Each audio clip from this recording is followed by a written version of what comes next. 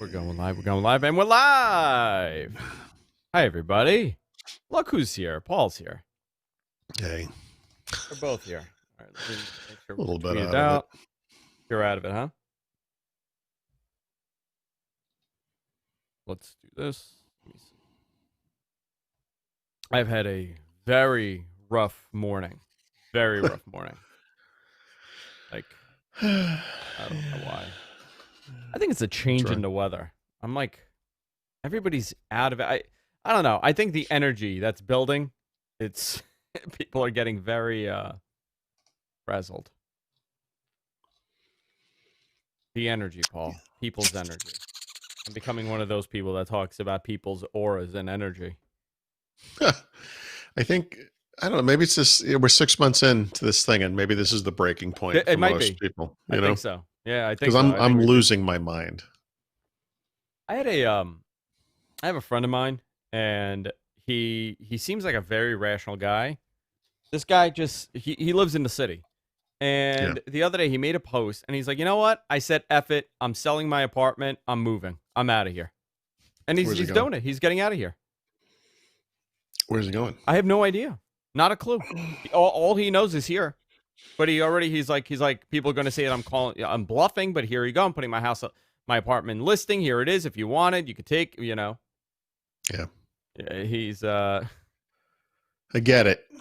I get it. Yeah. I'm like, dude, I totally get it, man. Totally get it. All right.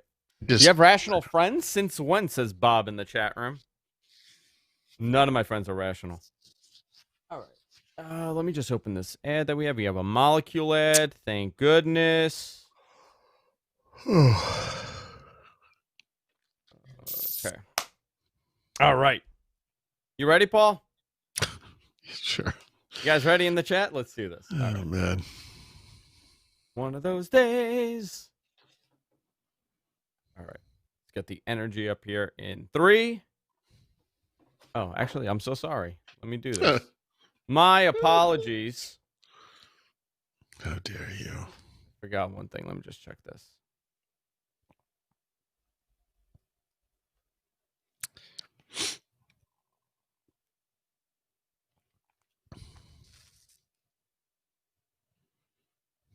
It hates the word live.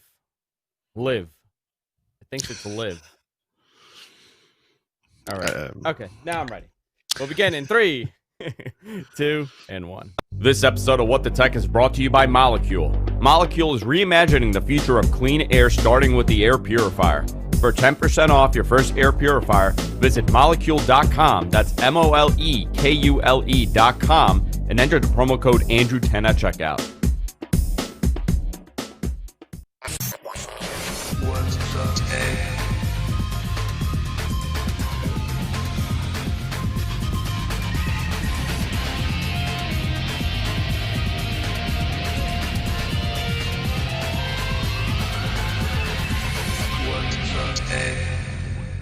Welcome, everybody, to What the Tech. I'm Andrew Zarian. Of course, I'm joined by the one, the only, the honorable Paul Thurrott. How you doing, Paul?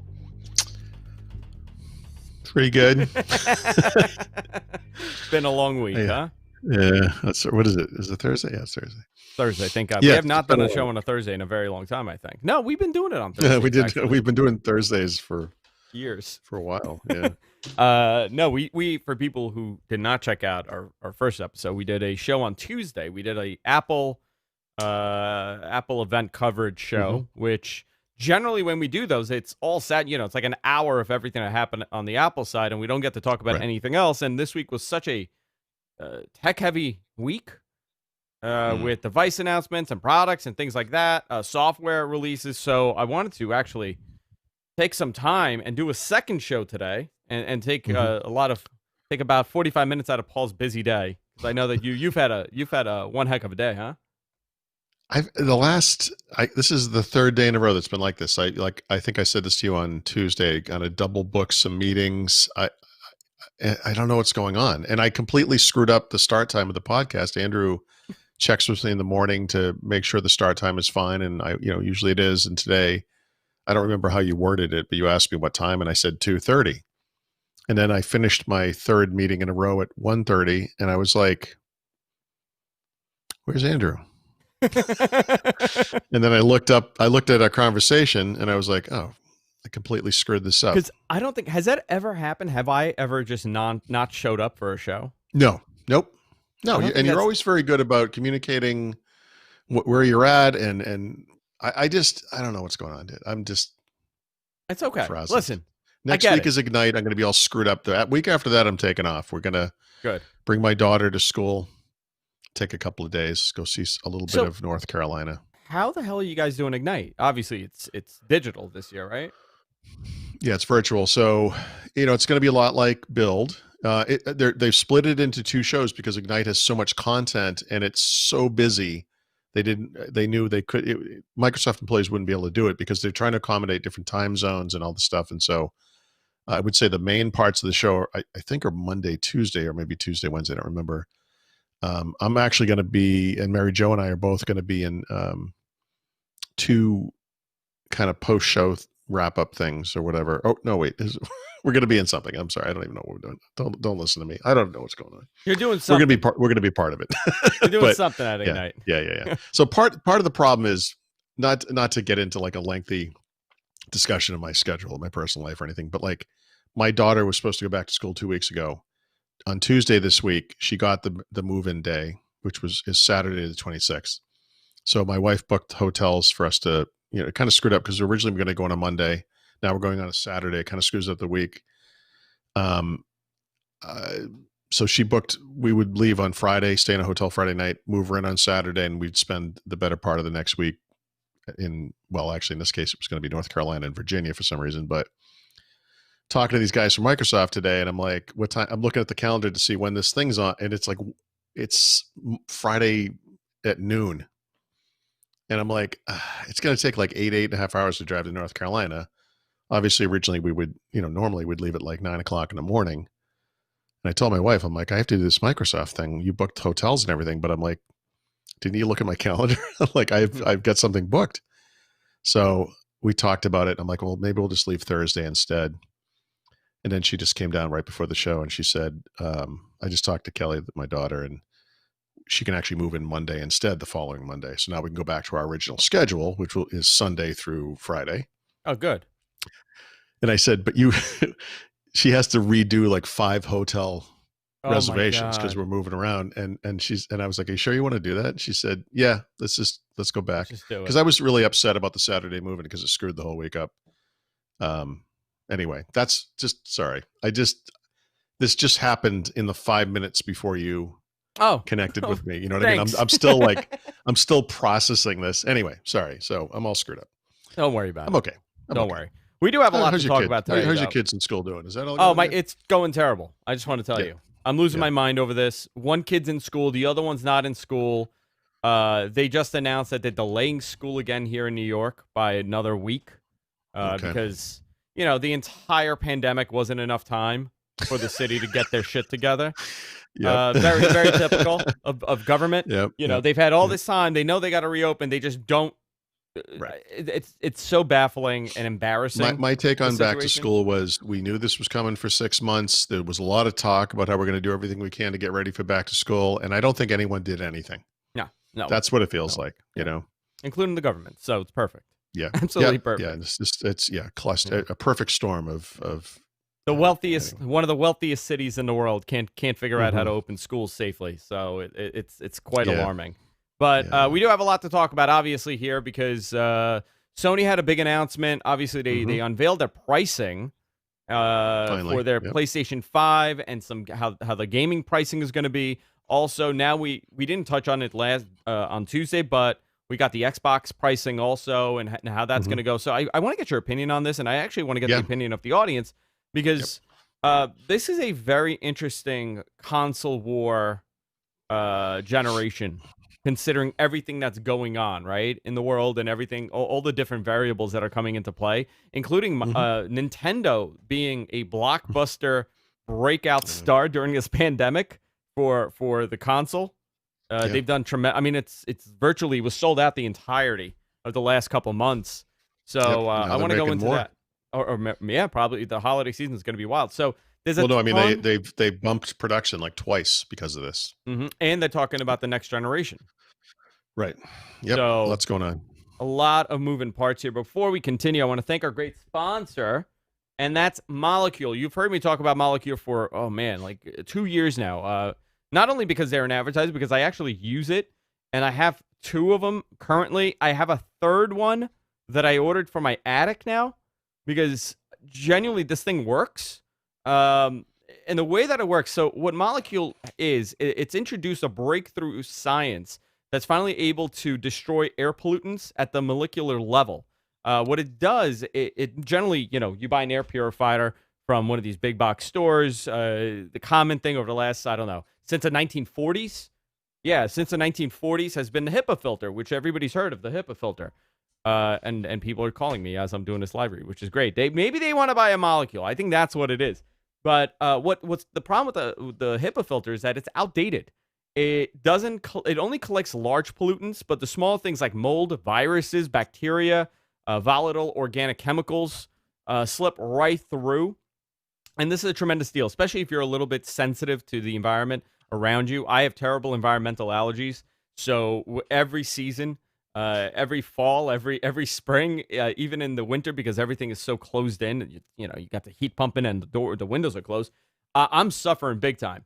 Since I put the Molecule, I have one in my living room, one in my bedroom. I have a small one in my bedroom, and now I'm putting another large one in my attic because I've been moving the big one up there to clear up the air a little bit. Night and day, and it's not just me thinking it's night and day. Sometimes there's a placebo effect when you have a device or you take medication, you instantly feel better, right? It's like when you walk into the doctor's office when you're sick, all of a sudden your fever's gone, you're fine. I could back this up because my thermostat has a meter in it where it'll monitor the air pollutants. So the volatile air composition, the CO2 in the air, I'm able to monitor this, and it actually tells me sometimes open a window on my thermostat, which is awesome. When I put this thing in and I run it, it clears up the air tremendously, and I could actually see based to the level, of what the volatile level is for the chemicals in the air. If I, depending if you using cleaning products or you spray, like Febreze, for example, not that great for you to inhale. Who would have known? So this makes a huge difference, and they have a great offer for you guys. For 10% off your first air purifier, go to molecule.com. That's MOLEKULE.com, and you enter the promo code Andrew. That's MOLEKULE.com. Enter the promo code Andrew. I think Bob in our chat room, he bought two of them because he has a smoker in his house, and he's told me personally multiple times, night and day for him. I absolutely love this product. If you are in the market for an air purifier, if you are looking for something that'll, essentially eliminate bacteria and viruses from the air, I highly recommend checking this out. That's molecule.com. Use the offer code Andrew at checkout. Get 10% off your first purchase. I want to thank Molecule for supporting the show. And by the way, absolutely love these guys. Easy for me to talk about when these guys are great. So, I'm going to touch on this very quickly, okay? Because a lot of people have been asking. I installed, you put in the new install of iOS 14? Yep. So I've been using this, all during the beta. So yeah. Yeah. So let me ask you, when you do an update on your phone, right? This is going to be the old school Windows 95 install in May. It really is, yeah. Do you wipe everything off your phone? No, but I review phones, right? So I get phones in all the time. The one thing I do that's probably very different than most people would do is I always do a clean install. And that requires me to manually install the applications that I want, put them back on the home screen where I want them, turn off notifications as they happen. You make those configuration changes. I'm not traveling anymore, so like everyone else. So I don't download content anymore, but I used to download some subset of the music I liked and some podcasts and stuff like that.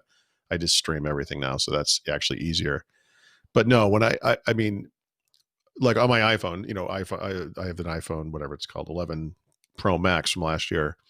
I mean, I think I've been using it since beta 1, so I don't think I've ever wiped it out, if I'm not mistaken.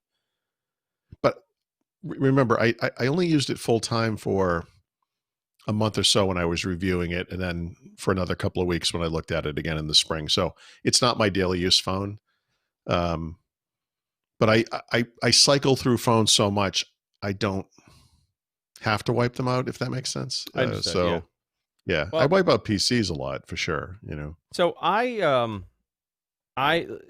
the way that I actually wipe my PCs out way less now than I used to. Yeah, But like interesting. on a Mac, for example, right? Every time a new Hmm. OS comes out, I back everything up, wipe it all out, and start over. I do the Right. same for my phone. Whenever there's a major release, I wipe it out, I start over. So I installed this, and I had a number of issues with it. Really. Yeah, I had a tremendous amount of issues Well, with so I'm apps sorry. not functioning How did right. how did you do it? Did you how do you do a clean? What do you do? Just like upgrade and then reset it? Yeah, upgrade and Yeah. reset. Okay. Yeah, Gotcha. that's Okay. the way I do it. So, Yep. but I initially always upgrade and I play around with it a little bit to see, Hmm. what's going on, just for the experience of it, right? And Yeah. like my Photos app was wonky, which is Hmm. strange. I'll tell you right now. Um, the Photos app wasn't working right, and then my GPS stopped working in when I connected because I upgraded it as I was right before I was driving home. So when I had it connected through Waze through my GPS, it kept losing GPS.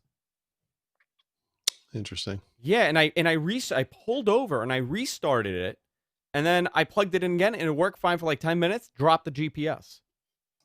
So it was interesting. I mean, obviously now that it's a clean install, I haven't experienced that. I haven't really. I plugged it in this morning into the GPS and it Hmm. was fine. But I don't know if it was a fluke or if it was because I did the update, something got wacky. Right. But Hmm. I got to tell you, I like the widgets. I have it right here. I like how the widgets Yeah, are. I do It's too. fine. It's a final. It's okay.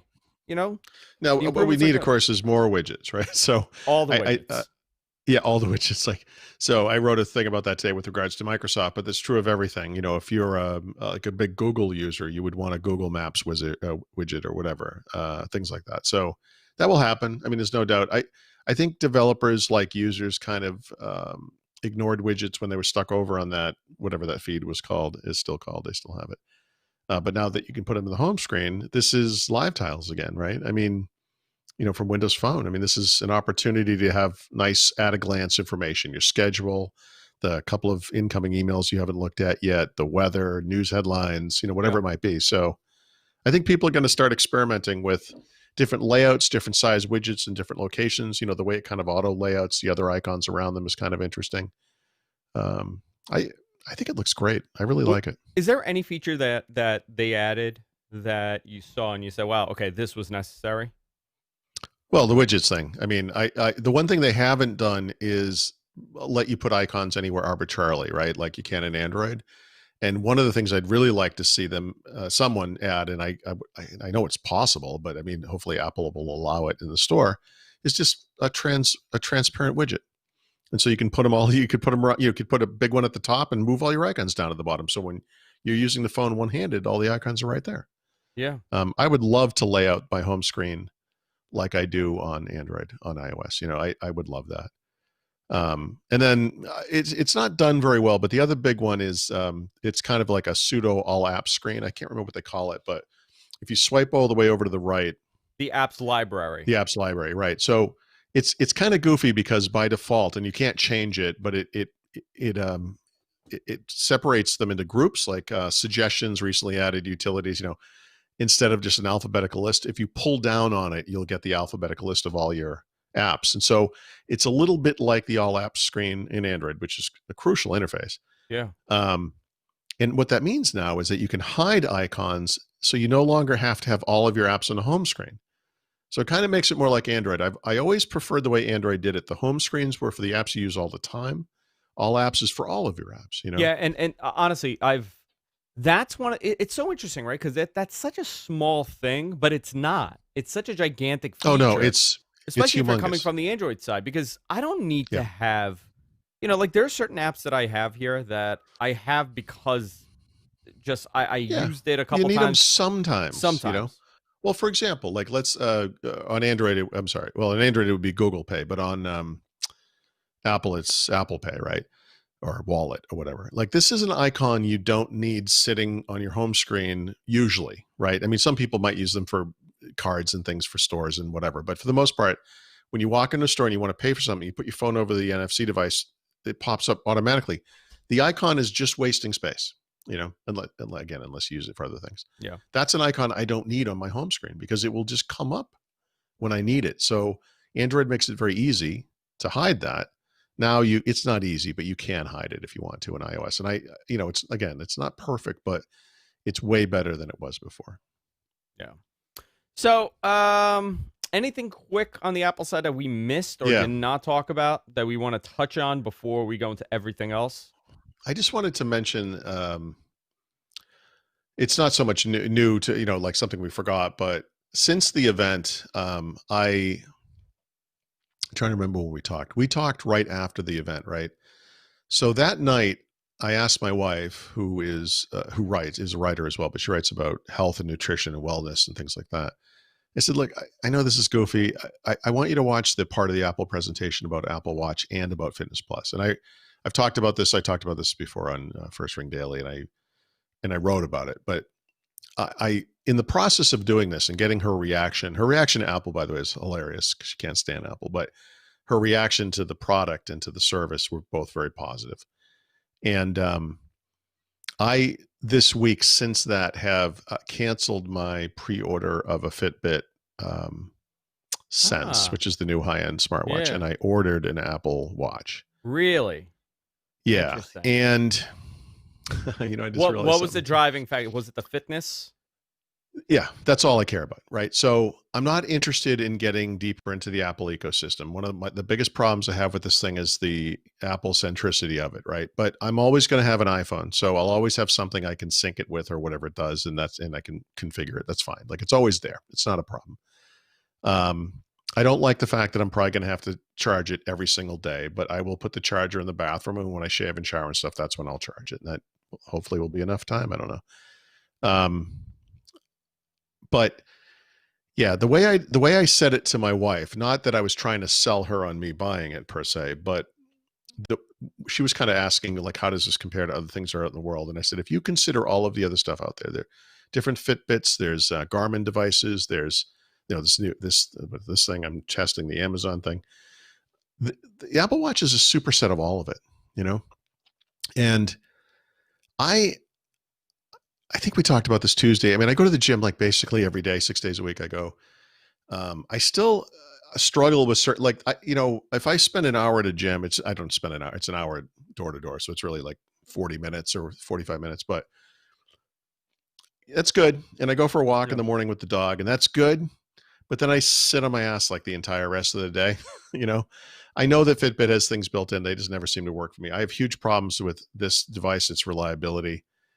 I just want something that works, and I'll try it. If it doesn't work for me, I'll just return it. I mean, I want to be open-eyed about it, but, and maybe I'll go with the Fitbit again, we'll see. But I just I am so impressed with what they're doing with regards to fitness and health. I just feel it would be irresponsible not to at least give it a shot. Yeah. I like we spoke about, I'm very much, I'm not that I'm sold on this, but I mean, I always thought the device was good. It just didn't have a place for me, because I'm not big on wearing a watch every day. And when I do, I actually wear an actual watch. Andrew, neither am I, but I know. But here's the other problem, okay? So this thing is not cheap. This Apple Watch, when you break it down, right? It's not, but yeah. Like, I'm looking at here, they have different options with the bands already. So gold stainless steel case with leather link. $749. Yeah, but look, the one I bought was $440 maybe. Because I had to get the bigger size, so it's like $30 more. It's really $400, right? And you have a choice of bands. Predictably, I don't know if we talked about this, but they have a measure thing. They have that solo band, so it's like it doesn't have a clasp. And I got to say, not having a clasp is a huge advantage on a device that has to be charged every day, because frigging around with a clasp and getting it exactly right into a charger is a big pain. The Apple charger, at least, is very smart. It kind of magnetically connects. It's very fast and easy. And if you can go without a clasp, great. And so The solo band, predictably, I need the biggest size, by the way. It goes up 12 sizes. I'm on size 12 because my wrists are apparently the size of the Suez Canal or something. But I don't know. And then I actually, because of my daughter's trip, which is now screwed up, I probably could have gotten this sooner. It was going to arrive right when we were originally leaving. So I canceled the order and I got a different kind of, it's like a Nike, it separates, but it's kind of like a magnetic clasp. So it kind of comes down and connects. So that's not going to arrive until the middle of October. I wonder if I could kill that now. Because I could probably get it before the trip. Anyway, and then I ordered on the side one of the solo bands just to have it, because I think that's the one I'm actually going to want to use. But I'll try both. We'll see. Yeah, I'm curious about it. I'm considering. I may buy one. Yeah. Now I want to go see if I can order this thing. I'm very close to ordering it. So, by the way, guys, I want to talk about Sony for a little bit here. But before we do, I want to remind everybody, if you enjoy the podcast, you enjoy the show, head on over to patreon.com/whatthetech. You can fund us there as little as $1 per episode. It helps us. It goes a very long way here with the cost of doing this. That's not cheap to put this show on. I'll tell you that. I gotta pay producer. I gotta pay the guy that writes my script. Right, the lighting guy. It's a union shop here. This is all union. I live in New York. I got union fees. I gotta pay. You know how I want to get out of New York, dude. I don't know if you've looked into this. Dude, the guy sitting across from me right now, right here. There's a guy right here. He's holding a drink in his hand. He has a screwdriver. It's $125 an hour for him to use that screwdriver. We got the unions here in New York controlling all production. So that dollar goes a long way for us. Patreon.com/whatthetech. You can go there and fund us. Let's talk about the PlayStation, because this is very interesting. We're in a console war year, which everybody looks forward to these big console war years. Microsoft had their announcement last week, which we'll go into, but PlayStation yesterday unveiled their pricing for both the optical version, right? The optical drive version of the PlayStation 5, and of course the digital edition of the PlayStation 5. I want to get your opinion on this, because the pricing is a little all over the place here. It's a multitude of different things. So let's go down this. Who is what appealing to? Well, I mean, the first thing to understand about the pricing is that, Microsoft and Sony have been kind of playing off each other to see who would go first. And both companies really wanted to undercut each other. Big time. Both of these I should say, especially the high-end versions on the Xbox side, but let's say all of the consoles, because each company has two different consoles. They're very expensive, right? It's new technology, high-end parts. They're probably taking a loss on all of them for now, But there's a real different strategy here, right? So even though they both have two consoles, the two consoles that each have are kind of different from each other. So both companies have a high-end console, which has everything to drive and, all the high-end specs at the same price. The Sony, at the same price, right? $499. Sony's lower-end console, so to speak, is the exact same console inside. It just doesn't have the drive. And I think if Microsoft had only had the one console, they probably would have sold the all digital version for $50 less, right? $450 instead of $400. But Microsoft has two different consoles, and they have different performance characteristics, different GPUs, especially. That's the big one. Really different teraflop output. Between the two Microsoft, the X and the S. Between the S and the X, right? And the S comes in at a really low price for a next-gen console. It's $299, right? Now, there's no way Sony could sell a PS5 for $299, but I think they went down to $299 to kind of make this argument. Like, look, it's $100 more, but it is literally the best next-gen console. It just doesn't have the drive. Yeah. So they're both in a very interesting place pricing-wise. If you're on the Sony side and you don't have discs, or if you don't have discs, I don't know what to say to you. I mean, but it's a way to get people to kind of stick with the platform. I never once bought an Xbox One game disc the entire generation. Really? So here we are. I want to say it's 6 years later. All my purchases have been digital. And the nice thing about that is that stuff goes forward automatically. It's the real nice thing on the Microsoft side is like the 100% backward compatibility with anything that is in backward compatibility. So if you had a game that worked on the Xbox One, whether it was an OG Xbox or an Xbox 360, that stuff's all going to work on the Xbox Series S or X. Um, I, but it's both companies. It's kind of some pluses and minuses. Like one of the interesting arguments on the Xbox side is Microsoft isn't just launching new consoles. Microsoft this past week, launched Xbox game streaming as part of Xbox Game Pass Ultimate, right? Okay, so that's a big deal, right? It's a big deal, but yeah, it's 167 games today. There's going to be another 50 plus games coming from EA Play, which you'll also get as part of that subscription. It works across Xbox consoles. It works on Android. In the future, we think it's going to work on Windows. It's going to work on everything. But this year, they're going console and mobile. But you could make the argument this kind of undercuts the need for a new console because that thing works elsewhere. It works on the console you already have.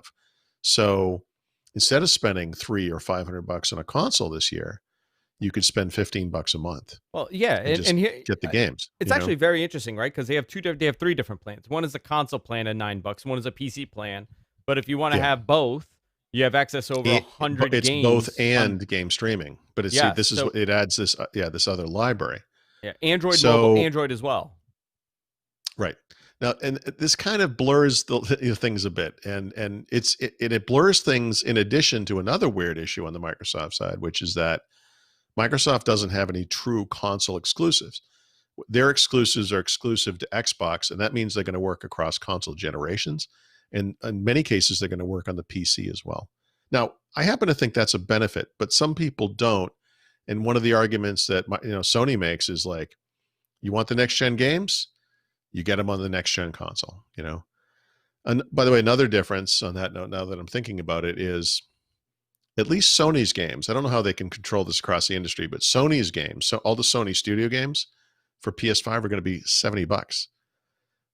One of the things that came out probably a month or so ago was Xbox head Phil Spencer basically openly asked the game industry not to price games at $70. He didn't want it to be more expensive to go next gen. And there are some exceptions to this, but most Xbox Series, whatever, I wish we had a better name for this generation, but it sucks. It's stupid. Yeah. Whatever this generation is, the new generation of Xbox console games are going to be $60, not 70. So, there'll be some that aren't, but Microsoft's games will be 60. So you got all these different floating pieces, like on both sides. You could make a great case for going Xbox, and that's the decision I've made, but whatever. I'm a longtime Microsoft guy, and you could there's a great reason to choose Sony as well. So, it's just two different, I don't know if they're ideologies or whatever, but two different ways of doing things. And they're similar, but they're both, very different in many ways too. Well, here's the thing, right? There's multiple reasons why you would want an optical drive. Do you want a 4K Blu-ray player? Yeah, It depends on how you use the console. Where are you going to put it? I've been working at home for a long time, but I don't ever go out to a living room and sit on my couch and play video games. Like I turn 45 degrees this way and I play video games on a different screen. My thing's in here. So having an optical drive in my office doesn't mean anything. But in your living room. Well, so the one thing I'd say, and people talk about like the multi-purpose functionality of a console. In addition to playing games, you can have, Netflix and Hulu apps and all those apps on the console. You can have the optical drive and play movies that way and all that. And yeah, that's true. But firing up, like, we don't know what the power profile of these things is. I've actually asked Microsoft this question, and what they told me was they don't announce that data until some number of weeks after the launch. But these things are going to consume a lot of power. Tremendous. And I'm talking, you're going to turn it on and your lights are going to dim for a second. So that's not necessarily the best way to run Netflix. Netflix works on a $30 Fire TV stick or, a Roku, whatever. And those things work fine and they don't generate any heat. They don't draw a lot of power. That's the way to watch that stuff. I have not shopped for a Blu-ray drive or Blu-ray player in, Actually, I may never have shot for a Blu-ray Do player, you but have a 4K Blu-ray player? no, You don't. nope, no. I honestly, and this is something fascinating, right? I'm sorry. I do have I have Xboxes that will play those discs. I don't Yep. have a Okay. dedicated player, but I'm going to guess you could get a really good one for under $100 right now. Let me see. I'm curious. Yeah, Very I'm curious. probably well under. I bet you get one for 60 or $70, but that would be a more efficient way to do that. Other than the fact that if you're going to put this Actually, thing in the Paul, living they're room quite anyway, expensive. They're are actually they? quite. Yeah. So this, Okay. I'm actually How much? surprised by this. So on Amazon, Amazon Choice, Sony 4K Blu-ray player with 4K HDR, Dolby Vision, 256. All right. So I'm surprised by that, but I'll just say, look, is there someone in the audience today who's like, I never bought a Blu-ray player. I think I'm going to buy one this year. Like, I think if you've decided to get a Blu-ray player, you have one, right? So I think the one advantage of the console over these other things is that if you are going to put it in the living room, you are going to play video games, you are going to watch video streaming services, and you are going to play Blu-ray and maybe DVD movies. Yeah, having one device that does all that, one input. Yeah, I get that. I mean, Will be a big no help. doubt about it. But you're still firing up a battleship to do something that could be done less expensively elsewhere. That's I just maybe a little complexity is. So the argument that I've heard It's worth about having the physical optical drive within versus the digital version, I think for Sony it's a very different discussion than Microsoft, to be honest. The Microsoft discussion is, do you want the creme de la creme, or do you want the one that's bogged down a little bit? Because they're not the same internals. We're not just talking about. They really artificially drew a line there. That's true. Yeah. So it's not about just an optical drive. It's about, okay, do you want the top quality? Or do you want the entry level? No, you're right. Yep. Do you want leather or leatherine? Leather. Yeah, no, it's vinyl. I think it's vinyl, with the fake leather-esque, stitching. Leather-esque. But on the Sony adjacent side, it comes down to what your priority is. Do you need an optical drive? Yeah. And I got to tell you, in talking to my friends that are pleather, that's the word I was looking for. Pleather. Yeah. Leather. Actually, I think BMW called it leatherette. Yeah. At one point, BMW referred to it as leatherette or leatherine, something bizarre in their marketing. When the ones that are very serious about gaming are all saying they want an optical drive. Well, by the way, so imagine you're a PS4 guy and you're going to buy a PS5. If you have any number of discs and you want to play them without plugging into consoles, you're going to want the disc. I mean, I think what I described of myself, which is true, I've never bought a disc.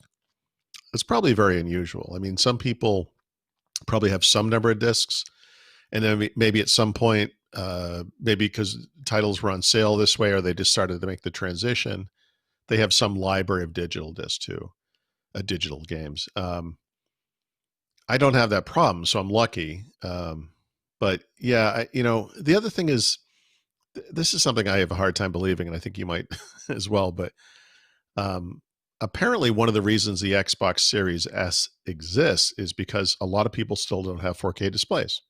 So if you're on 1080p or 1440p, you could save some money by going with this thing that's going to output it the highest, at 1440.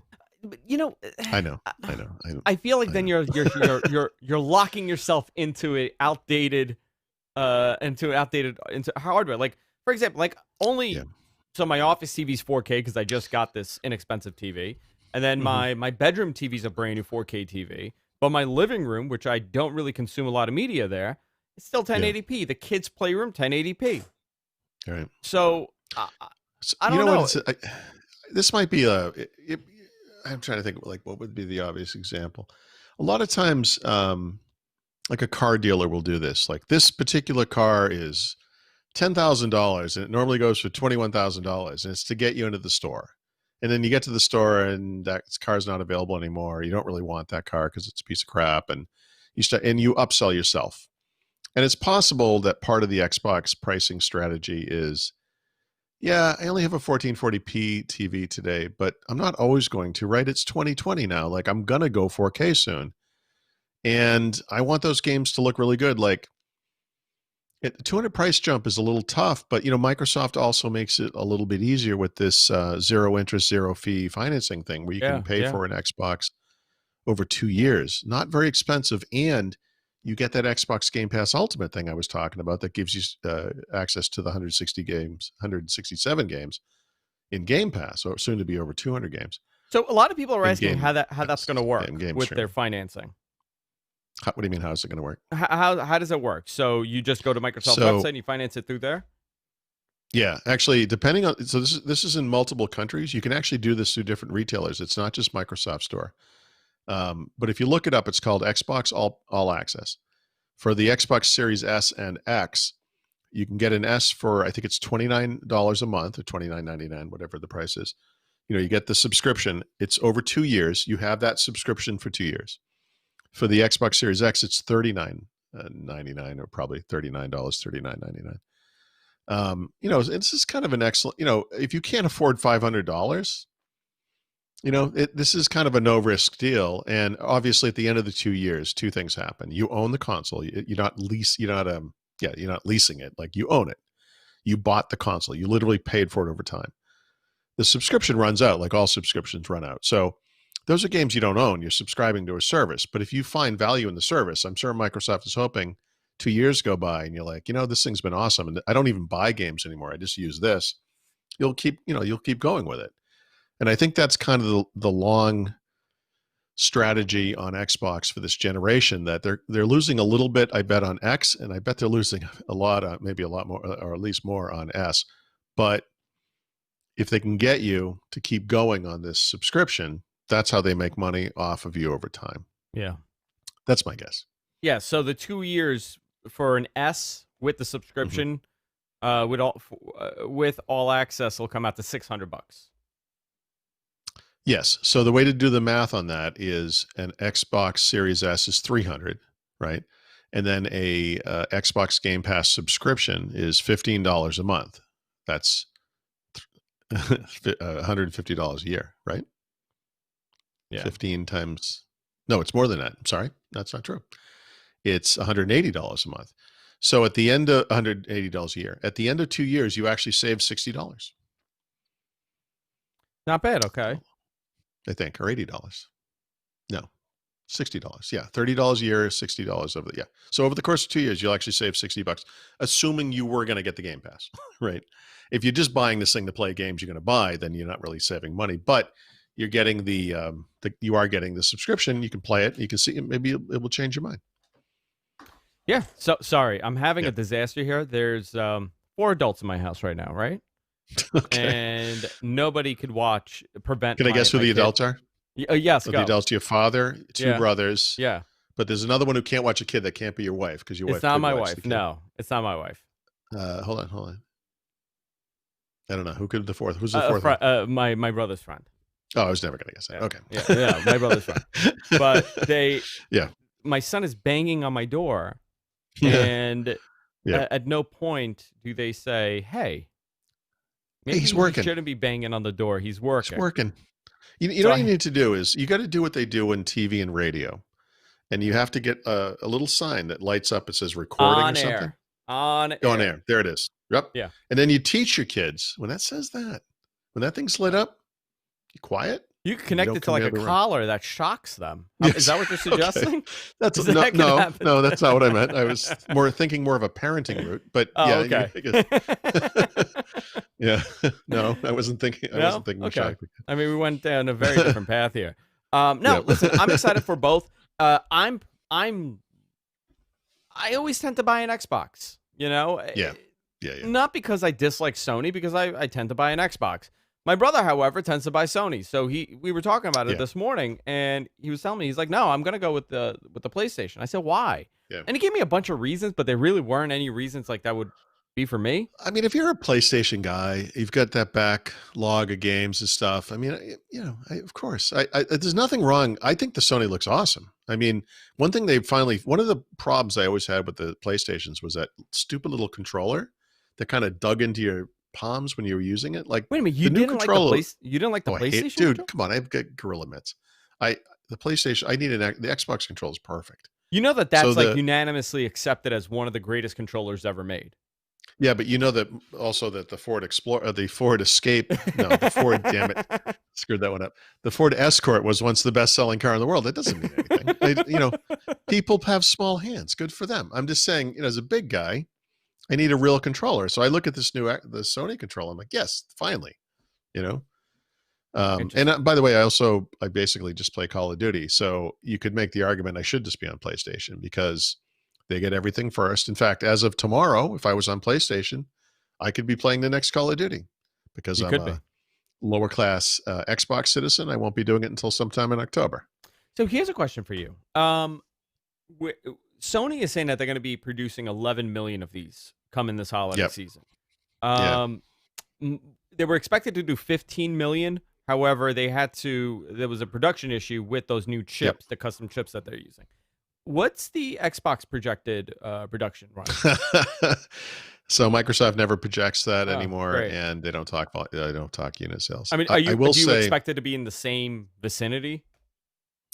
uh, I guess the way I'd say it is this: there, because we don't know for sure, right? Based on some of the comments that people from video game studios have said in some analyst predictions, not predictions, but I guess because they're not really predicting the future, but what analysts believe has happened. The Sony PlayStation 4 has outsold the current generation Xbox, the Xbox One, by at least 2 to 1, possibly by as much as 3 to 1. And we actually know because Sony provides figures for sell through to consumers, which is a really unusual thing. Apple does the same thing, by the way, but a lot of companies talk about units shipped into the marketplace, which doesn't mean people bought them yet.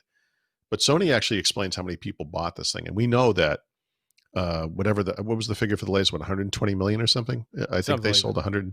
I believe it was 120 million. The previous gen consoles, both Xbox 360 and PlayStation 3, sold 80 something million, somewhere in there. It was kind of almost a tie. So wait, Um, I find that fascinating because the PlayStation 3 was a very yeah, it it got was off slow. it got off very slow. Yeah. Yeah, so Xbox 360, through what I would call the active lifetime of the consoles, was actually winning that generation. But when it was all said and done, when the dust settled at the end, PlayStation 3 actually outsold the Xbox 360, which is, too bad because it means Microsoft has come in last place like literally every generation. But Great. they were close that time. They actually got close. I really thought this generation was going to go different. It didn't. The only estimate I've seen of Xbox One sales recently, semi-recently, was somewhere around 50 million. So it's more than 2 to 1, but not quite 3 to 1, right? So actually, it's exactly in the middle of those two, but whatever. I think Microsoft will do better this time. I don't think they're going to beat Sony. I don't think you can. But that's all they need to do because again, you got to remember Game Pass with cloud gaming, huge for them. And it's a kind of a goofy thing to say, but if they can get more people in the service and fewer people buying these expensive consoles that cost Microsoft money, by the way, because they lose money in each one, honestly, it's better for the business. And what they really want to do is transition people to the cloud as quick as possible. So, yes, they would like to compete. And I think the aggressive pricing on the Xbox Series S in particular is going to help a little bit, or Yeah. help, I should say help. It's not going to help them beat Sony, but I think that's going to look, 300 is less than 400. It's all, there are going to be people who are like, I want to buy a next gen console. We've been stuck at home for 9 months now or whatever it is. By the time it goes on sale, we need entertainment, and I want to get something modern. I want to get something next gen. Well, in I think they'll do comparison, okay. I think, yeah, Nintendo 67 million. yeah, From I June know, to today, they I sold know, about 6.5 million. Uh, they'll probably hit I about know. 80 million. They have raised their production twice since August, and their estimates for the year. So yeah, the Switch. The Switch is. I don't think they're going to beat the PlayStation 4, but they're going to be a strong second. And you got to remember they came into the game much later than the PlayStation 4 too, and so they'll be current gen Switch sales for the next couple of years. And of course, they're probably going 4K next year. But Nintendo's always been kind of quirky. They've had some off generations where things didn't go well, like the Wii U, and then they've had generations where things have gone blockbuster, like the original Wii and the Switch, right? So Yeah. I think Nintendo will always be out there floating around doing their thing. You know, Man, they kind of I play. bet these companies are betting on the stimulus bill passing, huh? Yeah. By the way, you get yeah. A lot of those checks are going to go toward next gen consoles. They're going to go Yeah. toward new iPhones and Apple Watches. You know that and in some cases, of course, Trickle laptops and down things like that. economics, Paul. Reagan was right. Reagan I've was always right. said that. You know what? 30 something years later, Sony, ding, this was the moment for them and Microsoft. You know, To be listen, clear, I think it's Reagan was not right. I just want I don't want I want everyone to know we were joking about that. Mm. nothing's a joke anymore, Paul. Paul's not joking. I'm going to tell you, Paul is not joking. Thurrott, trickle down economics works. Look at the stimulus. Thurrott, a known conservative nut job, said on a recent podcast. Northeastern elite. Yes, exactly. So I don't know. I still think in it's Northeast. I guess I can. I guess you are. Yeah, you're always in Northeastern a-hole. Yeah, it's perfect. Yeah. Listen, I think both consoles are going to do well. This is just another evolutionary step in what they're doing, but you're absolutely right. The goal here is to eliminate hardware and just go cloud. That's the end goal of this. Yep. You know, losing money on these very expensive pieces of hardware every single year they produce this. It's not a model that works. I understand why they do it, but it's not the best model. They've tried. I mean, there have been Microsoft doesn't like to talk about this stuff publicly, but they've tried different ways to make it work, right? In the past, one of the things Microsoft used to talk about, and this was an implicit conversation about making consoles make sense, was I think they called it, was it sell-through? The idea was that you look at console owners and you say, how many games per console did those guys buy? And if they bought 5 or more, depending on the price of the console and where we were in the generation, that thing broke even or started to make money because Microsoft gets a little slice of the money from each game because of the licensing and all that stuff. Yeah, the vacuum bag subscription model, right? One of my friends, his dad was literally a door-to-door vacuum salesman growing up when we were kids. And they would essentially give the vacuums. Yeah, I know. It doesn't exist. You're literally describing razor blades and razors. Yes. But with vacuum cleaners. Yeah. That's I mean, it is razor blades and razors. But that's what they did. It was subscription. Yeah. Yeah. So the modern version of that is this Game Pass thing, right? So we just talked about Game Pass, the Xbox All Access thing, and how if you had paid for Xbox Game Pass over 2 years, you would have paid, I think we said $60 more than if you got it as part of the subscription with the console. But subscription services, like the margins of those are crazy because there isn't a lot. There's upfront costs, obviously like bringing the service online and everything. But it's not like you're not making hardware. Like you put hardware out in the world, that thing's sitting there losing value until someone buys it. So if something changes, you could get really screwed. You put expensive components in it, and you get a bunch of them sitting on shelves, and then the manufacturer comes back and says, "Oh, by the way, we dropped the price on that thing by half." You're like, what, I already made them at the more, I'm not going to make money on those anymore. So it's services make more sense than selling game discs or peripherals or whatever the other stuff that Microsoft tried to do in the past. Like it's really the same story, but it's a higher, how do I say this? There's like a better chance of success, I think, with this service, assuming that this service makes sense. And I think it does. Again, 167 games, soon to be over 200. It's starting to make sense. And you can play on anything, essentially. I don't mean like I don't mean like they're literally going to make money. It's guaranteed. I don't mean that, but listen, and the lineup of games, they're pretty, we're not talking about dinky little games. Right. We're talking, all the Gears of War from 1 through 5. 2 and 3 are missing, which is interesting. I wonder why. Oh, that's weird. 1, 5, and 4. Yeah. Okay. You got, Halo Wars 1, Halo Wars 2. It's a tremendous amount of games on here. The Forza games are all the Microsoft Studio stuff's in there. Yeah, there's a lot of stuff. It's good. It's it depends on what you're looking for. I obviously, I mean, Sony has got certain IP, like really well established brands and game series. I mean, it's not quite like Mario level, but Spider-Man, I guess, or whatever, because they're Sony, they have stuff. There's no doubt the Uncharted games and the newer games from those companies, from that company rather. Yeah. It's good. I mean, look, there's something for everyone. I think the interesting thing about this generation is you can't look at it and go, oh, you obviously have to go this route because here's why. I think they both have merits, and I think whatever games, you get whatever console you choose. I mean, it's definitely a step up from the previous gen. So it looks good. Yeah. All of it looks good. Yeah. Very cool. Very Yeah. excited for this generation of consoles. I don't know what I'm going to get. I'll decide when I decide. Yeah, I'm definitely getting an but- Xbox. I just don't know if I'm gonna invest into a Sony. But you know what? Here's the thing, right? I don't have a Blu-ray player. I don't have a 4K Blu-ray player. So if I want to experience that, and I'm gonna spend $250 anyway, and I'm talking about me. I'm not talking about the average person, right? If I'm gonna spend $250 for a decent, something nice, a 4K Blu-ray player, I'm probably gonna go with the Sony or even the Xbox, either or. Yeah. You know, so it's an easy decision for me to make if I'm looking to buy a Blu-ray player. But again, that's not a priority for anybody anymore. Do you have a library of Blu-ray movies? Well, I did a non-4K Blu-ray. No. See, I do. I mean, I have a handful of. I had like the Star Wars series on Blu-ray, and I have a couple. But I mean, I'm just gonna get rid of those, right? Yeah, Blu-ray 4K or just Blu-ray?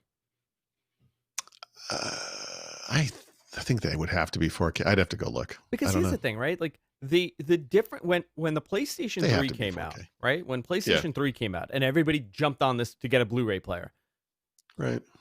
There was nothing really comparable when it came to streaming to a Blu-ray quality. Didn't exist. Right. You couldn't stream that level of quality. Now, when everybody's streaming 4K, the quality difference. I mean, listen, and I know a video file is going to come to me and tell me that I'm a total idiot with this, but I'm saying for the average person, it's barely noticeable when you compare the two. And if you're giving them the option of, hey, listen, this is 4K HDR on Amazon Prime, this is 4K HDR on a Blu-ray, you know what they're going to pick? They're going to pick Amazon because it's easy. They just click a button. Listen, we watch a lot of 4K content, and streaming quality is fantastic now. I'm sure that a disc is technically going to be better, but I have never once been watching one of these things and thought, well, it's good enough. There's a big difference when you go from like a 480K, 480p, SD type broadcast, or a DVD, right? 720p to 1080p. Yeah. What is 4K is like technically what 2160p, I think it is. Yeah. I mean, these things are not quite exponentially, but they're much more pixels per inch. I mean, it's dramatic. Yeah, listen, I'm not saying that there is no quality difference, because there is, and I could see it with my eye. I could see it, but the great example is if you want to watch Batman tonight and they have it on 4K. I'm just giving it an example. If they have it on 4K on Amazon, you're browsing and you're like, oh crap, they got 4K. It's in 4K HDR. I want to watch it in 4K. I haven't seen it in 4K. Are you going to say, nah, you know what though? Let me go on Amazon, order the actual disc, wait a day, and then I'll watch it. It's an impulse purchase. It's an impulse watch. It's an uphill I watched Star battle. Wars in 4. You know what? Those Star Wars Blu-rays probably aren't 4K, because I was going to say, I just remembered rather, Disney Plus is the first time you can see Star Wars in 4K. Yep, and it looks phenomenal. It's awesome. Yep, looks so great. Actually, those Blu-rays I have are useless. Why do I have those? Anyway, I look. Yes, just as there are audiophiles who can hear how Spotify and Apple Music sound terrible compared to their whatever they use. There will be video files who have to have the high-end equipment and all that stuff, and that's great. But for the other 90-something% of us, a 4K stream with a decent internet connection, I don't mean like a gigabit fiber connection, just an internet connection, is great. More than enough. Great. Yeah, it works. I think most people don't even know they're watching in 4K or they're not watching in 4K. Well, that's what you were saying, the Batman in 4K thing, and I was thinking to myself, you probably wouldn't even notice that they said that. You wouldn't think that. You would just, I'm going to rent Batman or watch Batman on Amazon, and it probably would just be 4K, and you're watching it. And if anything, your reaction would be like, wow, this looks great. You know what I would get 4K for? You know what I would want it for? Game of Thrones. It's getting released this November in 4K. Interesting. I would want to watch Game of Thrones in 4K. You need to see every nipple. Every nipple, every crevice, but you know what? Maybe we every don't, crack. right? Maybe we don't want to see Oh it because boy, remember, we're not I talking know. about a movie. We're talking about a TV show. They're going to cut corners Well, every now and then. I mean, that was a pretty high production value. It's not like the first TV broadcast where it went 4K and you were like, yeesh. How about some makeup over there? Or less Yeah. makeup, I guess was Yeah. the problem because they used Eh, to just slap it on like they were in the circus. Yeah, I'm going to tell you, most people have no idea. If you put, I know that this is alarming to a lot of people, right? Like, I didn't understand this concept, but I've done this game with so many people. What is this Yeah. 4K? Is this not 4K? Yep. It's 4K. No, it's not. Is this So 1080p? do you listen to a lot of music? I do. So if you do you subscribe to a music service? I have both Spotify and Apple. Yeah, right. Okay. So if Apple and or Spotify offered an HD version of their service for $5 more a month or whatever it might be, would you get that to get Yes, the HD quality? Yeah. I So would. you would, I would. and but I wonder. So I would too Nobody would because I'm an notice. idiot. That's what I think. Like, I would you. That's what I wonder. Like, would you notice? I don't know. I mean, do people notice 128 kilobits per second versus 320 kilobits per second? I No, don't I know. don't I'd think like to so. think I do, but I don't think so. Yeah. I I, don't know. I, I like to think I do, and I think I do. I believe that I do because Yeah. I'm so I, you know why? Because I'm in this business to know. I know. I know. Like I could tell, but if you tell, if I played a But this is 128 kilobit song from the Mumford and Sons for my wife, she's not going to right. turn around and be like, "That's not a FLAC file." What are you, an asshole playing this Right. piece of The garbage? separation on this is ridiculous. Yeah. It's like the It's what was lost. that wine decision thing from the 1970s? They had a bunch of wine experts from France come and judge wines, and they picked the California wines over the French wines, which was like outrageous to them because the assumption was French wines are always superior, and that has not been the case ever since. Maybe I have always sort of viewed not like 64K, but high quality, whatever AAC or whatever we call them, MP4A, whatever file. Look, I love music. I listen to music all the time. Yeah, sometimes I be like, wow, this particular song kind of sounds like crap or whatever. But most of the time, it's like, man, you crank it through like a Sonos system. It's like, this sounds awesome. It sounds Yeah. awesome. A lot of Van Halen. There's a lot of Van Halen. 96 You know what? kilobits, 64 kilobits. We are pulling over this guy for playing Panama and being awesome in his convertible. That you gotta look that episode up. It's excellent. Yeah, it's interesting. A couple things here I wanted to get your opinion on. First of all, you got your Amazon Halo. Yeah. And you did a first impression of this. Yeah. What do you think? I don't know. So I just got it yesterday. So I have one night of sleep. I still haven't configured a bunch of the stuff. So two things I want to configure is there's the tone thing, which is really interesting because it listens to you talk, and then it gives you warnings when it thinks you're being too aggressive or mean or something. Oh my god, mine's going to go off all the time. Oh my god, I cannot imagine what it's going to be. Yeah. How that would react for you. You were talking about zapping your kids. It's probably going to be like, but I'll be doing a podcast. It'll be like, so. I guess it impacts the battery life a lot, so I'll probably turn that on just to test it and kind of see what it's like, and then I'll probably never use it again. Oh my god. The other thing you do is apparently you use your camera to make like a body scan of yourself, basically, and then as you track your progress with fitness and trying to hopefully losing weight, it kind of gives you advice about what to do or what not to do. And it also, I haven't seen this, but apparently you has a representation of you in the app, like a 3D thing you can kind of twist in space, like a little virtual voodoo doll or something. Mm-hmm. And you can say, well, like, what would I look like if I was 50 pounds less heavy? And it will kind of, shrink you down. And maybe that would give you the motivation, because it shrinks you down and I look like a 1980s, like Magnum PI. And it's like, yeah, I want to look like that. I don't know. So I just got started. I mean, last night, coincidentally, terribly, unfortunately, I had an awful night of sleep, and I woke up and I was like, man, I slept like crap. It's everyone. I I had woke up 3 at- hours last night. My phone told me. Terrible. But I looked at Fitbit. Fitbit measures it, and Fitbit's like, yeah, terrible, fair. Scores like 70 or something, really low number. And I looked at the Amazon thing, same thing, fair. It's terrible. Like you laid down for 8 hours, you slept for 6, you were all over the place for 2 hours, like nightmare. So that's not like necessarily the best night to gauge how it worked, I guess. Although it seemed like it was similar to what the Fitbit had said. Interesting. Interesting. Yeah, I just don't like. I like to look at stuff though. I want to, you know, I want to see on the like you You have to want a look in the app display. on the phone. Yeah. I want to, yeah, I like a display. I don't think I'm gonna. I don't think this is a long term thing. So before we wrap it up, I want to get your opinion on the LG Wing. So Yeah, does this is weird, right? Like now we're in this bizarre yeah, category. Why is yeah. this device a thing? I don't know.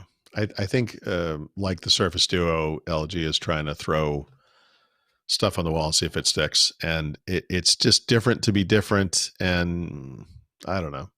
I I guess mean, if you well, are what going to use attend an case? exorcism and need to send text messages, it's nice because it looks like a cross. I don't quite. I don't know. I don't quite get it. I don't understand it. I'm trying to. It seems like it's a device to be a device, and we're back into that. We saw a lot of Yeah. this when the iPhone came out.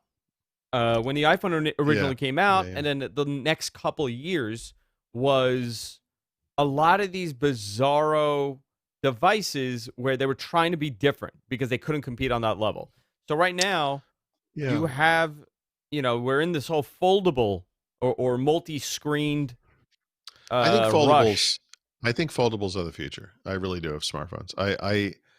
And that's something honestly, like as recently as a month ago, I don't know that I would have come around to that. But after seeing what happened with the second Galaxy Fold, this is it. This is the future. Now, maybe that that device itself is a little tall and thin when it's like a single screen, but it is a full screen device. It's a phone, a little thick, obviously, heavy, but it fits in your pocket. But you open that thing up and you get like a second screen. It's like 8 inches. It's awesome, and that is the device that can truly replace two devices. It can replace your phone and it can replace a tablet, and there's value in that. I mean, and there might be people who don't have a tablet because they just use their phone. But we're all getting older, folks. You're going to hit middle age. Your eyes are going to go. Being able to open that thing up so you can read or watch a movie or use maps is huge. I really think that's the future. Microsoft was a swing and a miss, I would say, on Duo. It's similar, but not quite there. And this other thing, the LG Wing, same thing. It's like it's a little awkward to me. You're holding a device up and by the bottom, like this, Yeah. to type on it, but it's got this like this other screen is like rotated out. I mean, to me, it seemed be like a little like a little top heavy, but I mean, I haven't used one, but I don't know. Like I guess I understand what they were trying to do, but I I don't think it understand what makes they were sense. trying to do, but why? And we Yeah. we said this the other day. When Apple releases their foldable tablet, Oh, it's over. that new It's over. whatever iPad Fold is, it's over. Forget it. Yep. Nobody's gonna be Yep. talking about Huawei Well, doing this and it and depends on how they do Samsung it. doing this. If they do an actual folding iPhone where there's an iPhone on the outside and you open it up and it's an iPad mini, basically, it's over. The problem is we all kind of know how Apple works, and it's like, well, today Apple makes money when you buy devices. To Apple, every solution is to any problem is another device. But that's changing at Apple. All this services stuff we talked about, the Fitness Plus stuff earlier, I think this week, and their services bundles and all this stuff, as that becomes more and more prominent and more part of their revenues, selling one device instead of two is going to start to make sense for them, and that's when something like that will probably happen. They're not going to rush one of these things out.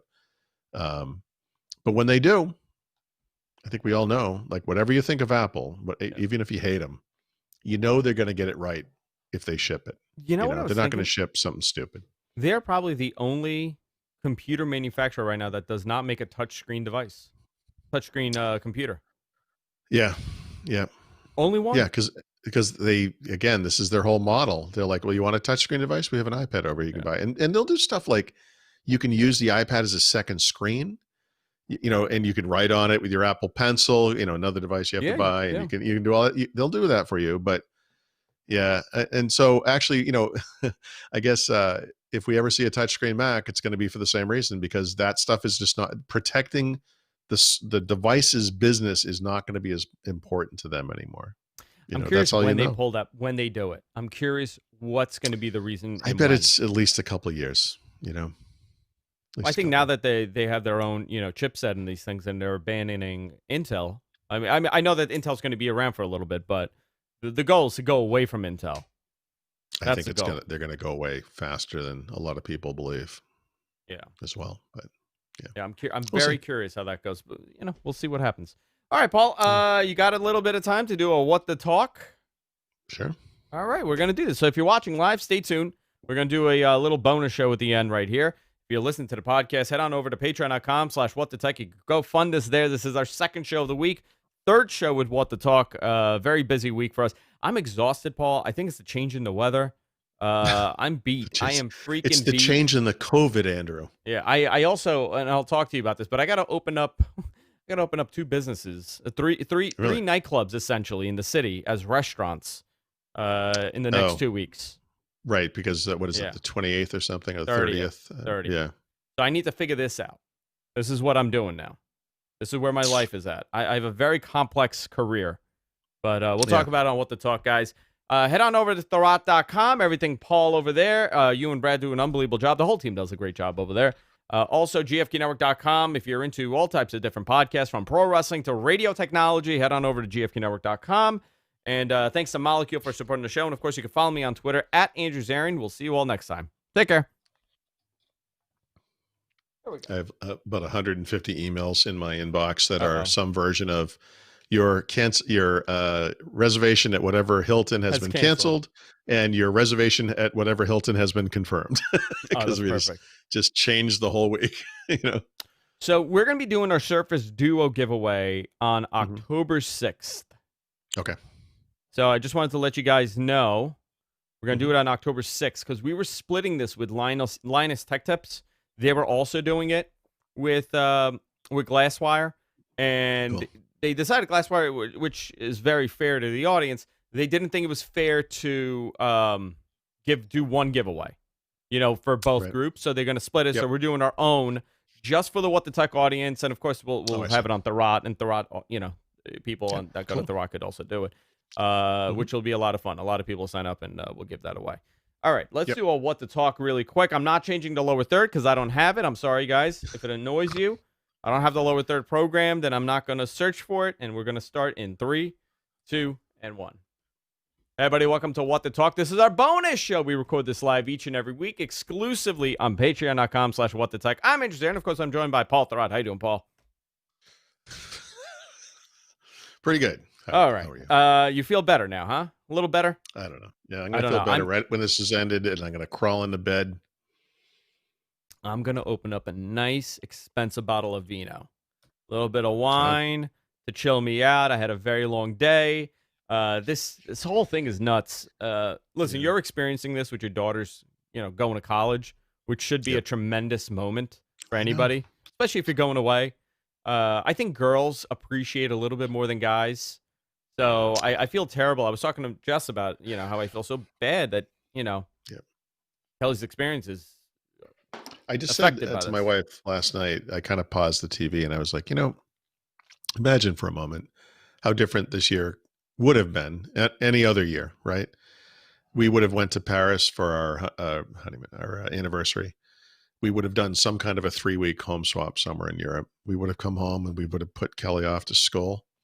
And then we would have been this mythical empty nester thing. Empty nesters. And we could have, we've been talking for years about spending multiple months in some other location. It doesn't have to be Europe. It could be somewhere else in the United States. Maybe over time, like selling this place and having a smaller home somewhere up here and somewhere else, somewhere in the South maybe. And none of that stuff happened that would have happened. And none of that stuff I just described is going to happen, at least not in the short term. I mean, and we're going to go, this trip, we're going to go on a little trip because we're probably just going to sit in hotels and eat takeout or something. I have no idea, but just to get out of the house, really, is going to be like probably the only thing we do travel wise this year. And it is the uncertainty,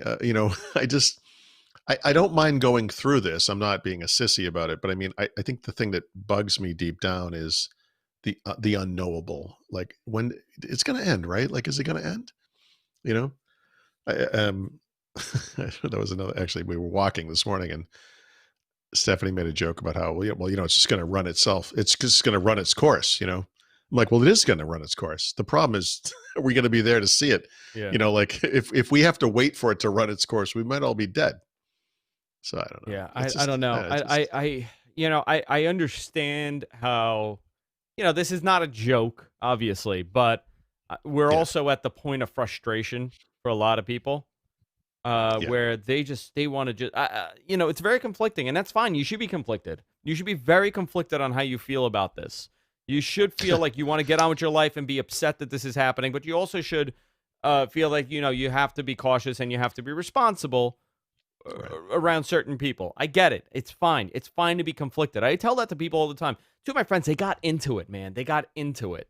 We Into went out it. for a couple drinks, which is hysterical. We went out for a couple drinks during all this a Yeah, couple weeks ago, and we were talking about quarantine. And one is very anti-quarantine. The other one is very for it. He's very yeah. for locking things down. Mhm. The other one is there is no middle ground with either one of these people, right? There's no middle. Just like the Well, only polarity of one the of them is right, Andrew. yeah. So Well, the right answer, and I said this to them, and they were yeah, they were going. They're like, well, my this and my that, and I want to go and I want to feel this. And the other one is he's very overly paranoid. This was the first time he went out since yeah, I want to say yeah, since it started in March. So he was overwhelmed by this, which is fine. And I'm like, listen, guys, both of you are right. Both of you are absolutely right. You should be angry that you can't do anything that you want to do, but you should yeah, also be very cautious, and you should be angry that people aren't taking it. I said, it's fine. It's fine to be conflicted. And they got it. They're like, you know yeah, what? yeah, yeah. We get it. We get it. It's fine. It's fine to feel this way. It's fine to vent. And I tell that to people all the time. There are moments that I'm looking at people, I'm like, this guy's an asshole. He's, Yeah. he's coughing up his lung and whatever. And then the other times I'm like, I don't want to wear my fucking mask. I'm done. And that's fine. I'm just not gonna walk into your venue and disrespect your business if this is your policy. That's how I see it. If you want me to wear it, that's fine. I'll wear it in your business. Yeah, that's the thing I don't understand. You go into a place of business, they have a sign that says, "Look, you got to wear a mask." And There is no you such think thing they as a want to put doctor. that There's sign no up? doctor's note that says you don't have to wear a mask. This is the thing that bugs me about the mask thing. Like people act like you're violating their civil rights or something. There's no such thing as a doctor's note for not wearing a mask. Anyone can wear a mask. Someone with emphysema can wear a mask. There's no condition you have that prevents you from wearing a mask. You're just being a jerk. The thing about masks that bugs me is it doesn't matter if you believe. It doesn't matter if you're into science or not or whatever. None of that matters. What matters is we have social norms. And one of those social norms is you do the right thing, not just for yourself, but for everyone else. And if the benefit of the mask primarily is for other people, it's kind of a show of respect, when you think about it. I think you know what And it yeah, is. it's goofy. I used to see people from Asia wearing masks around, and I'd be like, well, look, what are these people doing? There's nothing going on here. They had it right. And They knew. yeah, well, they knew. were, unfortunately, or whatever, they were on the leading edge of this. These people live in areas where the air quality was crappy or whatever it was, and they live in a place like Tokyo or wherever where it's like really tightly compacted in ways that make even New York look like rural by comparison. So that was a reality of their lives earlier. Now not all of us apparently, but now even in the Western world, a lot of people are like, yeah, I get it. And I think, look, this thing's going to be over. We will solve this, somehow, or it will like dissipate or whatever. But eventually we'll get over this, and maybe we'll be nervous for a while about the next one. But you're going to see people just wearing masks, Dude, especially in New York City. Do you think I'm ever?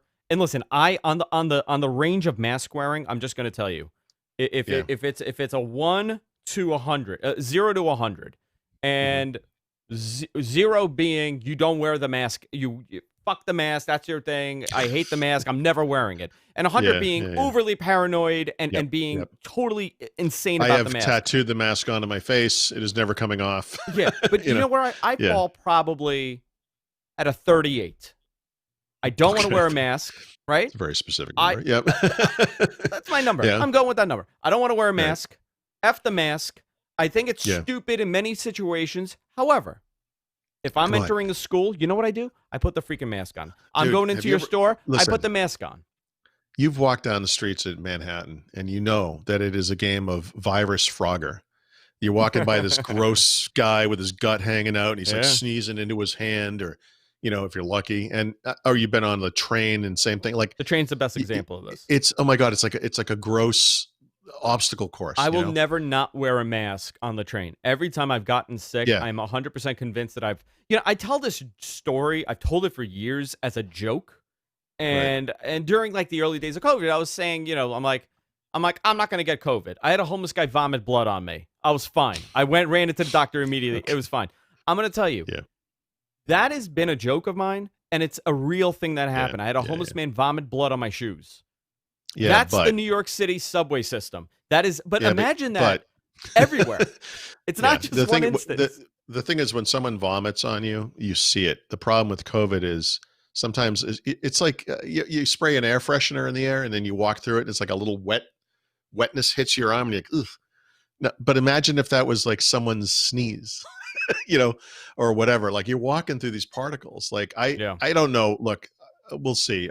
Someday I'm going to go to New York again and we'll see how I react to it. But I think you're going to see a lot of people walking around congested cities just wearing masks. Yeah. And they'll get to where they're going and the mask will come off. But when they're out in the world, navigating that obstacle course of God knows what out on the street, it's going to make sense. A bus, Yeah. a train, like you said, planes.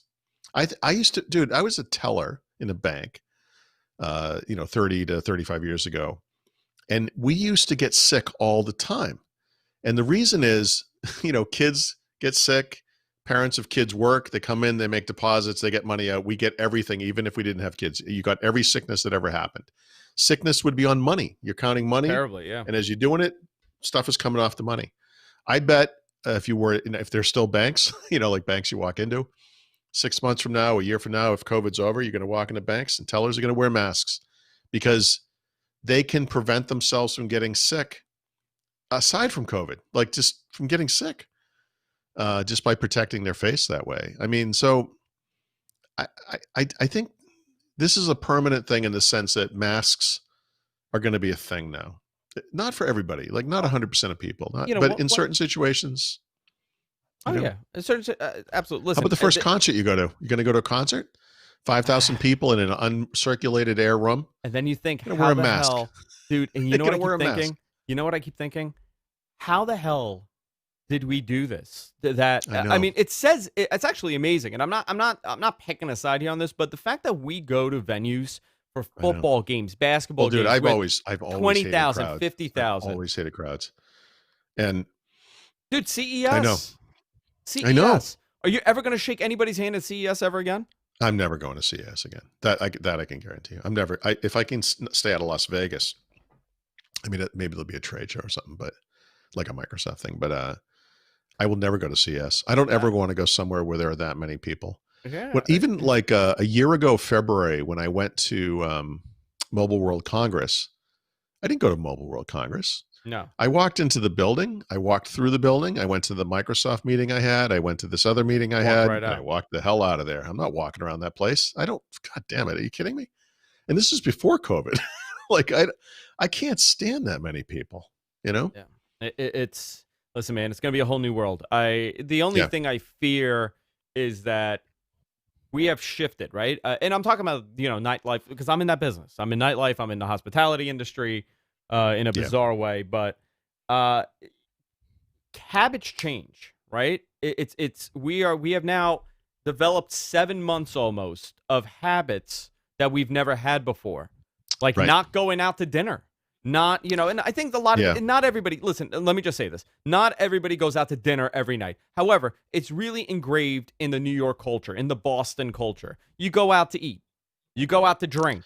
After know work, what you I know what you're miss? doing? You're not going home. You're going out drinking. It's very much engraved in it. My wife and I, and you, I know, and many others, I like bars. And Love when I bars. say I like bars, I want to make sure I'm clear about what I mean by that.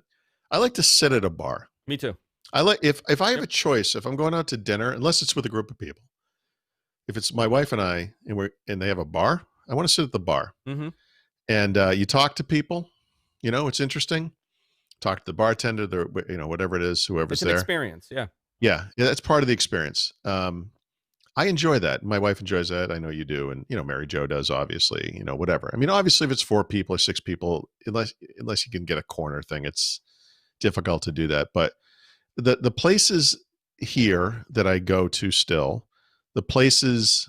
Well, the one restaurant we go to regularly, we sat at the bar all the time. Now I haven't sat at that bar since the first week of March. Is the bar open? And I got to tell you, it's a diminished experience. Yeah. Is the bar Um, open though? Can you sit at the bar there or no? no, no. So like here's the crazy thing. Like Long Island, about 4 minutes from me by car. Yeah. Bars are wide open. 50% indoor Yeah. dining. Everything is you could sit at a But bar. actually, so that's kind of what I was working toward, because the problem is this: on some date that will be possible. I guess I didn't experience this. I wasn't ready to go out and go inside a place at the time, but I guess back in, it was April or something, they actually allowed bars to open for like 2 weeks and then they could shut it down again. And there's a restaurant here that's a great restaurant. They have a great bar. And they actually put in these plexiglass dividers. So you have 2 seats divider, 4 seats divider, 2 seats divider, 4, like that, all around in a circle. And we went months later and I walked through and I'm like, look what they did in the bar. Like, that's awesome. And they're like, yeah, we can't, they only let us open for like 2 weeks. And that's interesting. But of course, that's going to prevent the talking, to other people in some ways. But anyway, I'm sorry. The point I wanted to make was, let's say on some date, like on October 1st, the place I usually go, I can go to the bar. Well, here's the thing. I haven't actually eaten inside that restaurant either. I've been eating outside. I won't go inside. So I'm nervous about going inside the restaurant, which, by the way, actually on October 1st will be to 50% capacity. Today it's 25%. Can I sit at the bar? I miss sitting at bars. You know what? But the thought of sitting at a bar, you'll do it? Yeah, I'll sit at a bar. I have sat at a bar yet. So surrounded by people. It depends how many elbow people. to elbow. Oh, wait. Are we talking about going back to 100% everything back to what it is, or? Okay, so in other words, what would it take? So in other words, if I sat at the bar with my wife, if there were 2 empty seats next to me and 2 empty seats on the other side, I guess is how we might. Would that work? That's not 6 feet. No, I mean, I don't know. I don't know, man. It depends on the venue. It depends on the bar. Like, is it my bartender? Maybe that might make it better. I don't know. Well, no, that's part of the appeal. We know the woman, the bartender there, and she's a friend of ours, and we love her, and we just get to see her in passing now because she doesn't work outside. So we still say hi. We catch up online and stuff, but like, it's not the same. But when I think about going into that building, I'm like, I don't know. Like, I want to, but then I think about it and I'm like, I don't know if I want to. Did you see my bar that I built? Yes. That looks awesome, dude. For people quarantine got me so nuts about sitting at a bar. Since we're talking about sitting at a bar, I built my own effing bar in my yard. If you guys want to see it, go to my Instagram, Instagram.com/Andrew Zarian. You can see my bar. I wish I could pull it up. I don't have it pulled up here, but I built a bar. It looks really nice. My whole yard. Is that like your cellar, I guess? No, that's my backyard. Oh, no. I thought, let me look it up. I'm sorry. That's my backyard. No, I saw. Oh, that's in your backyard? Yeah. Because the light, you must have taken it at night or something. Like, the lighting was really. Yeah. It was at night. Yeah. I'll send you some more photos, but I redid the whole yard, and my main thing was I wanted a bar there. I wanted to put a bar in my yard. That was the whole thing. I thought that was inside. No. I wish that would look great inside. So it's got like a. Okay, right. There's a little tree over there in the corner. So it's the lighting is so cool. You've got it looks like you got lights under the bar. I put the LED strips underneath. Yeah, it looks great. Oh, that's a grill in the corner. And I put the grill. It's funny because Instagram is so small. To my eyes from a distance, what that looks like is one of those awesome, huge espresso makers. Oh, no, you see in restaurants. Does. Yeah. Right. Yeah, like the $40,000 espresso maker. Oh, I see. Okay, because you had posted a photo earlier of your outside, because you did your whole outside. It looks awesome, and I never caught. Oh, that's interesting. Now, where's the other picture? Why can't I find it? Let me see if I got another shot. I'll send you it. But it looks great. We redid the whole yard and everything. But you know what's really funny, Paul? I'm going to tell you something. Like, my closest friends, right? Like, I wouldn't say 6 or 7 of my closest friends that I know are pretty responsible. They're coming over. They're just showing up. They're just outside, and they love it because you know what? They can go to their they wives just and they just they, go back. That's they funny. honestly, I got a mini fridge underneath. They stock Why it can't up I find? and they show up. You posted a picture of your like kind of like a patio area thing, but I can't find it. I think I posted it Or on maybe your Twitter. wife. Did your wife post it or She something? might have I don't done know. it. I think I might have done it on Twitter though. Okay. I just remember another photo of outside. It also looked really nice. I didn't equate them as being the same place. That's really cool. It was a gigantic project. Here, let me see if I can send you this. I didn't see. Yeah, when I look, I thought this was like the corner of a room in the cellar. But now that I'm looking at it, I'm like, okay, that's interesting. It looks great. So that's, let me see. That's a better shot of that whole side. Where I just sent it to you. Oh, you sent it to me. Yeah, texted it. How did you send it? Over text message. Oh, geez. Something called text messaging. Yeah. Hold on. Let me just get the dial phone going here. Actually, where did you send it? I actually don't see it. I don't know. If you, the number that begins with a 617 6. number? Yeah. That's it. I don't have it. Maybe it's not sending. Oh, you know why? Not sending it to you. That's so weird. I'm having some issues with this computer too. Cannot send them out. I'll send it to you later. But yeah, okay. I redid the whole yard, and they just show up. People just, they're like, listen, I don't want to go anywhere else. Like, I don't want to tell my wife. Like, he's like, my wife's like crazy. One of my friends, his wife is very much does not want him going out, and he's a lunatic. Yeah. Like, he's a guy that's out. He's a finance guy. He's at the bars all the time, and he came by a couple days ago, and he's like, my wife can't know that I'm going to a bar. I just tell him I'm going here. Oh, I'm just stopping by Andrew's house. Right. Which is not lying. Yeah. That's funny.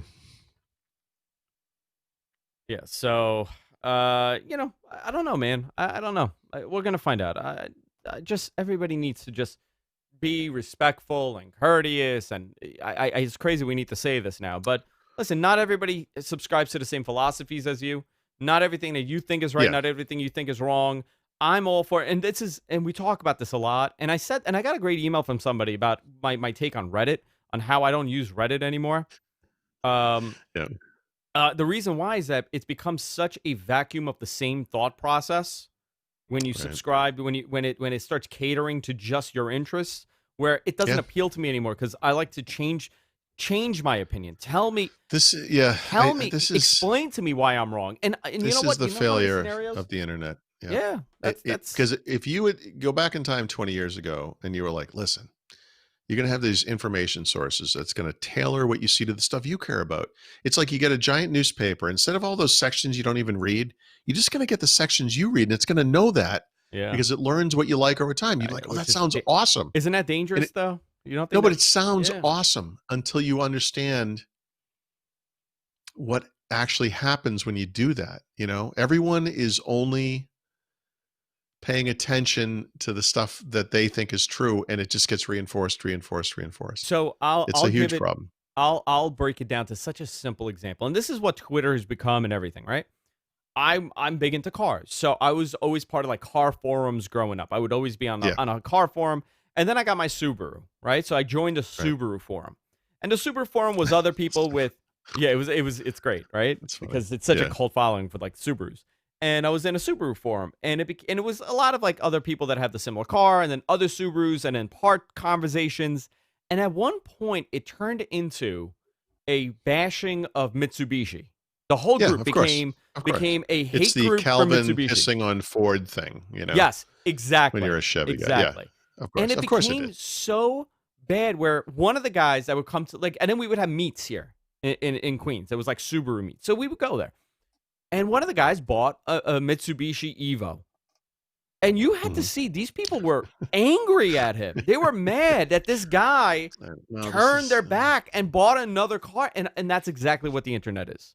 That is the epitome of what it is. Either you subscribe 100% to my philosophy, or you're done. Oh, dude. You cannot be 98% connected, 95%. It has to be 100 or nothing. It's crazy and it's dangerous. Yes, I witness this every single day. Yeah, every single day.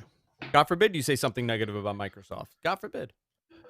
Or in my case, it's weird because you get these people who are on board with your Microsoft stuff and they like that, and I might like rip on Apple during an event and they like that a lot. And I might do this, blah, blah, blah. And then one day I'm like, honestly, this iOS 14 thing is really good because of the stuff we talked about in the other show. And they'll be like, whoa, whoa, whoa, whoa, whoa. Like they don't even want to hear that, And it's like, guys, I'm not here to be like some kind of a partisan pro Microsoft cheerleader. Like those people are out there if you want to go find them. I mean, have fun. But I'm trying to promote like kind of clear, logical thinking about whatever.